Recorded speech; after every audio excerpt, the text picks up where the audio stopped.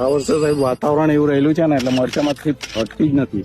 શરૂઆતમાં બહુ સારું હતું પણ હમણાં આ એક દોઢ મહિનાથી તો તમે ગમે એટલા સ્પ્રે કરો તો બી એનું મતલબ જો એવું રિઝલ્ટ મળતું જ નથી. બરાબર. તમે ઘણા બધા પેસ્ટિસાઇડ નો ઉપયોગ કરી લીધા પણ છતાંય તમને આની અંદરથી થીપ્સ નો એટેક જતો નથી. આ મરચીનો પ્લાન્ટ છે અને આવા 18,000 પ્લાન્ટ ઉમેશભાઈ તમારે ત્યાં છે.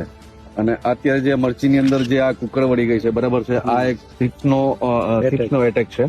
થીપ્સમાં એટેક થાય ને સાહેબ એટલે મતલબ પાન કુકડો આવી જાય બરાબર. ને એમાંથી બધી રસ ચૂસી લે એટલે છોડ નિસ્તેજ કરી નાખે. સિનવા જેવી દવા છે જે 1 નંબરની છે એનો પણ ઉપયોગ કર્યો છે આમાં. બરાબર.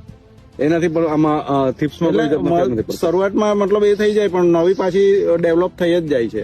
જો આની અંદર આપણે ઓર્ગેનિક પદ્ધતિની જે ઉપયોગ કરીએ, બરાબર, જેમ કે લીમડાનો પાનનો રસ, બરાબર છે, લીમ ઓઇલ અથવા તો પછી તમે જે કડવી વસ્તુ હોય, બરાબર છે, એનું કદાચ પેલો જીવામૃત ટાઈપનું પેલો બનાવીને તમે આનો સ્પ્રે કરો તો એક વખત આનું રિઝલ્ટ તમને મળી શકે.